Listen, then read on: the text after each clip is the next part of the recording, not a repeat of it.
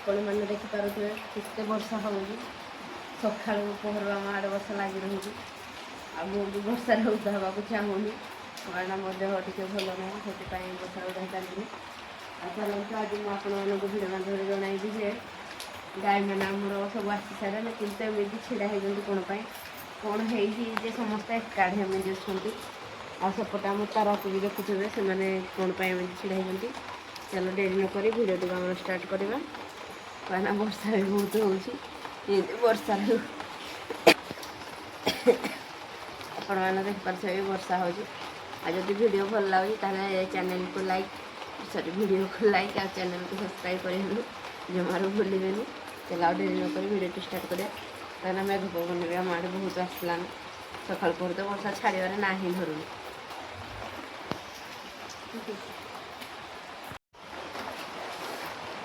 Hello high ନମସ୍କାର ସାଙ୍ଗମାନେ, ମୁଁ ଆଶା କରୁଛି ଆପଣମାନେ ସବୁ ଭଲରେ ଥିବେ।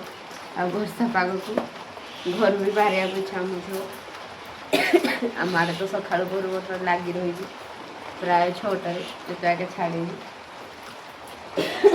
ଆମ ଗାଈମାନେ ବି ଯାଇ ପୁଣି ରିଟର୍ନ ଆସି ସାରିଲେଣି। ଶୋଇଛି, ସମସ୍ତେ ମେଘ ପାଗକୁ ଶୋଇଛୁ। ଆମେ ବର୍ଷା ପାଗରେ ବି ଭିଡ଼ିଓ କରିପାରୁନୁ, ବହୁତ ହେତା ହେଉଛି, ତଥାପି ବି ଚେଷ୍ଟା କରୁଛୁ ଟିକେ କରିବାକୁ। କାହିଁକିନା ମେଘ ପାଗକୁ ଆପଣମାନେ ତ ଦେଖୁଥିବେ ଜ୍ୱର ଥଣ୍ଡା କାଶ ଏମିତି ସମସ୍ତଙ୍କୁ ପ୍ରାୟ ଲାଗି ରହିଛି, ସିଜିନ୍ ଯେହେତୁ ଚେଞ୍ଜ ହେଇଛି। ଆଉ ଆପଣମାନେ ଆଜି ଦେଖୁଥିବେ ଗୁହାଳ ବି ଆମର ଓଦା ହେଇଛି, କ'ଣ ପାଇଁ ନା ଗାଈ ବାଛୁରୀ ଯେହେତୁ ବର୍ଷା ବାହାରେ ଚାଲିଛି, ସେମାନେ ଆସି ସେପଟେ ବି ଆମର ତାରା ହାତ ସବୁ ଛିଡ଼ା ହେଇଛନ୍ତି।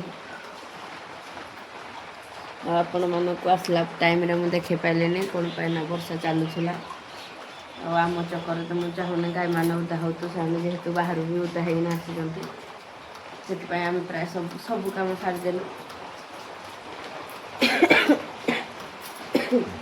ଏ ଯେଉଁ ପାଣି ଡବାରେ ବି ସବୁ କାମ ସରିଗଲାଣି। ଆପଣମାନେ ଦେଖିପାରୁଥିବେ ବର୍ତ୍ତମାନ ଗାଈ କେମିତି ଶୀତରେ ଥରୁଛନ୍ତି, ଦେଖିପାରୁଥିବେ ଆପଣମାନେ।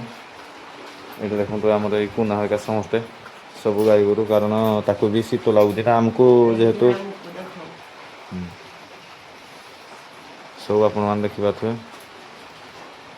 ଆଉ ବର୍ଷା ପାଗ ତ ବର୍ତ୍ତମାନ ବର୍ଷା କାଲି ବି ଅଛି, କାଲି ଛାଡ଼ିଯିବ ବର୍ଷା ଆଶା ଅଛି। ବର୍ତ୍ତମାନ ଦେଖନ୍ତୁ ବାହାରେ ବି ବର୍ଷା ବର୍ତ୍ତମାନ ବି ହେଉଛି।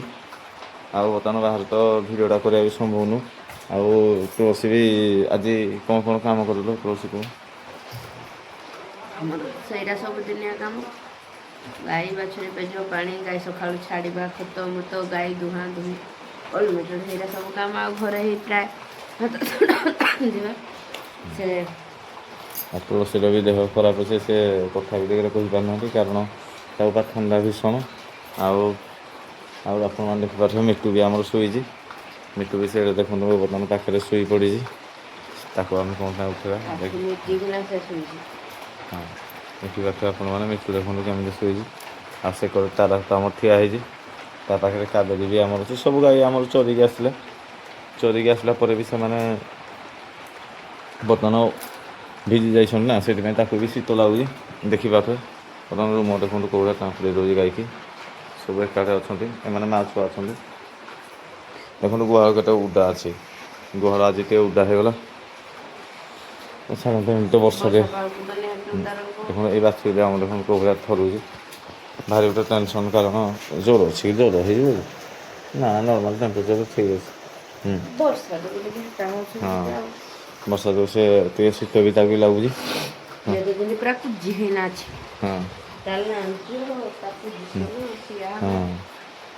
ସମସ୍ତଙ୍କର। ଆଉ ତାହେଲେ ଆପଣମାନଙ୍କୁ ଯଦି ଭିଡ଼ିଓଟି ନିହାତି ଭଲ ଲାଗୁଥିବ, ତାହେଲେ ଭିଡ଼ିଓକୁ ଲାଇକ୍ କରି ଚ୍ୟାନେଲକୁ ସବସ୍କ୍ରାଇବ୍ କରିବାକୁ ଜମାରୁ ଭୁଲିବେନି। ଆଉ ଆପଣମାନେ ଦେଖନ୍ତୁ ବର୍ତ୍ତମାନ ବାହାରକୁ ଯାଇକି କାଳିଆକୁ ତୁଳସୀ କାଜି ମାରିବ ବୋଲି କହିଛି। ସେ କ'ଣ ପାଇଁ ମାରିବ କେଜାଣି? ଦେଖନ୍ତୁ କାଳିଆ ଆମର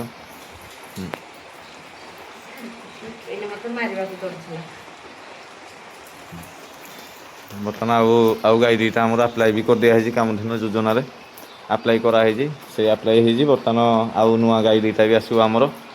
ନୂଆ ଗାଈ ଦୁଇଟା ଆସିବ ଖାଲି ମେନ୍ କଥା ହେଲା କ'ଣ କଲୁ ତତେ ବି ଆଉଁସିବି ଇଏ ହଁ ତାକୁ ଟିକେ ଆଉଁସି ଦେ। ସବୁ ଆମର ଗାଈ ଇଏ ଆମର ଫାଷ୍ଟ ଗାଈ ତ ଆପଣମାନେ ଜାଣିଥିବେ। ଆଉ ବର୍ତ୍ତମାନ ରହିଲା କ୍ଷୀର କଥା। କ୍ଷୀର ତୁଳସୀ କୁଆଡ଼େ ବିକିବା ନୂଆ ଗାଈ ଦୁଇଟା ଆଣିଲେ? କ'ଣ ଏମିତି କୌଣସି ଜିନିଷ ନାହିଁ କେଉଁ ଜିନିଷଟା ରହିବ ବୋଲି। ମାନେ ଆସିଲା ପରେ ସେ ଆପେ ଆପେ କୁଆଡ଼େ ଯିବ କେହି କହିପାରିବେନି। କାରଣ ସେମିତି ଆମେ ଗାଈ ଆଣିଲା ପରେ କୁଆଡ଼େ କୁଆଡ଼େ ଯିବ, କ୍ଷୀର କେମିତି ସେଲ୍ ହେବ, ସେଇଟା ସବୁ ଦେଖାଯିବ ଆସିବ। ବର୍ତ୍ତମାନ ଦେଖନ୍ତୁ ତୁଳସୀ ଆମର ବାହାରକୁ ବାହାରିଲେ ଛତା ଧରିକି ବର୍ତ୍ତମାନ ଏଇ ବାଟେ ଦେଖନ୍ତୁ ଖଟରା ବି ଅଛି। ଖଟରା ବି ପକେଇଦେବେ ତୁଳସୀ ଆମର ଭାବିଛନ୍ତି। ତାର ଗୁଡ଼ ବି ଦେଖାଉଛି। ତାର ତ ସବୁ କମିଯାଇଛି। ବର୍ତ୍ତମାନ ଦେଖନ୍ତୁ ଆଜି ଆଉ ଆପଣମାନେ ଦେଖିପାରୁଥିବେ ବର୍ତ୍ତମାନ ଉଦା ତ ଛାଡ଼ୁନି। ଆଉ ନହେଲେ ଆପଣମାନଙ୍କୁ ଆମର ବାରିକର ଦୃଶ୍ୟ ବି ଆପଣମାନଙ୍କୁ ଦେଖିଥାନ୍ତି। ଘାସ ବି ଆମର ଦେଖନ୍ତୁ ଆଉ ନଡ଼ା ଖର୍ଚ୍ଚ ବି ନାହିଁ। ଘାସ ବି ଆମର ଘାସ କାଟିକିନା ଆଉ ବି ଆଜି ଆଣି ହେଲାନି କାରଣ ସେମାନେ ତ ଚରିକି ଆସୁଛନ୍ତି ଆଉ କ'ଣଟା ଦେବା ଆଜ୍ଞା। ଦେଖନ୍ତୁ ତାରା ବି ବର୍ତ୍ତମାନ ଦେଖନ୍ତୁ କେମିତି ଅଛି ଶାନ୍ତିରେ ଅଛି ସେ। ଦେଖିପାରୁଥିବେ ଗାଈମାନେ ଦେଖନ୍ତୁ କେତେ ତୁଳସୀକି ଭଲ ପାଇବା। ଆଉ ତାରାକୁଟା ଆମର ବାନ୍ଧିବା ପାଇଁ ଗୋଟେ ଛୁଆଟେ ବି ଗଲେ ବାନ୍ଧିବ। ତୁଳସୀ ତାରାକୁଠୁ ବାନ୍ଧି ପାରିବୁ?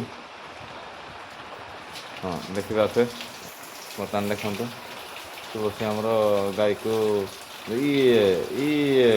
ତାରା ଦେଖନ୍ତୁ ଦେଖିପାରୁଥିବେ ସବୁ ଆମର ଆମର ଆଉ ଗୋଟେ ମାନେ ଗାଈ ଚରିବାରେ ମୋର ଗୋଟେ ଏଇଟା ଲାଭ ହେଲା କାରଣ ମୁଁ ବହୁତ ଟେନସନରେ ବି ରହୁଥିଲି। ଆମ ତାରା ଆଖିରୁ ଲୁହଟା କେବେ ମାନେ ବନ୍ଦ ହୁଏନି।